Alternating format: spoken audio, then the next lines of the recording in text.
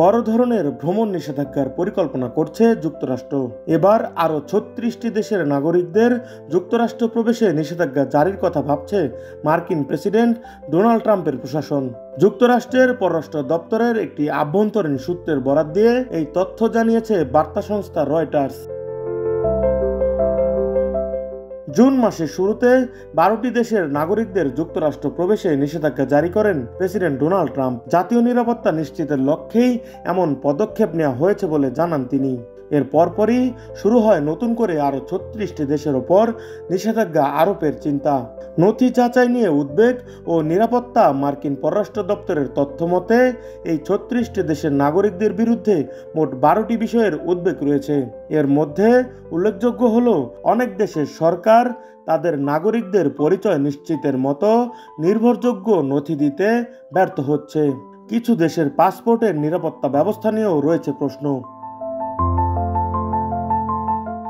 যেসব দেশের ওপর নিষেধাজ্ঞা আসতে পারে, যুক্তরাষ্ট্র ভ্রমণে নিষেধাজ্ঞার জন্য ট্রাম্পের পরবর্তী পরিকল্পনায় থাকা দেশগুলোর তালিকায় উল্লেখযোগ্য দক্ষিণ এশিয়ার দেশ ভুটান, মধ্য এশিয়া অঞ্চলের কম্বোডিয়া ও কিরগিজস্তান, মধ্যপ্রাচ্যের সিরিয়া এবং মধ্যপ্রাচ্য ঘেঁষা আফ্রিকান রাষ্ট্র মিশর।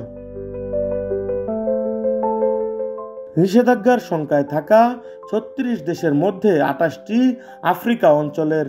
এই তালিকায় রয়েছে Ivory Coast, Zimbabwe, Cameroon, Ghana, Senegal, দক্ষিণ সুদান, নাইজেরিয়া, কঙ্গো, উগান্ডা। এছাড়া ওশেনিয়া মহাদেশের রাষ্ট্র ভানুয়াতু, টোঙ্গা ও টুভালু রয়েছে যুক্তরাষ্ট্র ভ্রমণের নিষেধাজ্ঞার এই তালিকায়। আগামী 60 দিনের মধ্যেই এই 36টি দেশ যুক্তরাষ্ট্রের নির্ধারিত মান ও শর্ত পূরণে ব্যর্থ হলে তাদের ওপর পূর্ণ বা আংশিক নিষেধাজ্ঞা আরোপ করা হতে পারে। ভিসা নিষেধাজ্ঞার আওতায় এখন পর্যন্ত যেসব দেশের ওপর নিষেধাজ্ঞা কার্যকর হয়েছে সেগুলোর মধ্যে রয়েছে Afghanistan, Myanmar, Chad, Congo Republic, Equatorial Guinea, Eritrea, Haiti, Iran, Libya, Somalia, Sudan ও ইয়েমেন।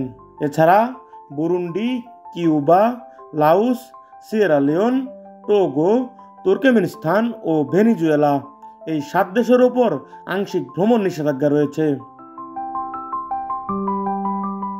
ট্রাম্প প্রশাসনের প্রথম মেয়াদেও এমন নিষেধাজ্ঞা আরোপ হয়েছিল। 2017 সালে 7টি মুসলিম সংখ্যাগরিষ্ঠ দেশের ওপর ভ্রমণ নিষেধাজ্ঞা জারি করা হয়, যা পরে নানা ধাপ পেরিয়ে 2018 সালে যুক্তরাষ্ট্রের সুপ্রিম কোর্টে অনুমোদন পায়।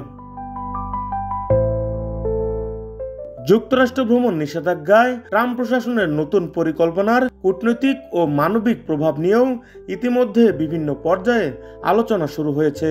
কারণ নতুন করে ভ্রমণ নিষেধাজ্ঞা বাস্তবায়ন হলে শিক্ষা, চিকিৎসা ও ব্যবসায়ে এর নেতিবাচক প্রভাব পড়তে পারে।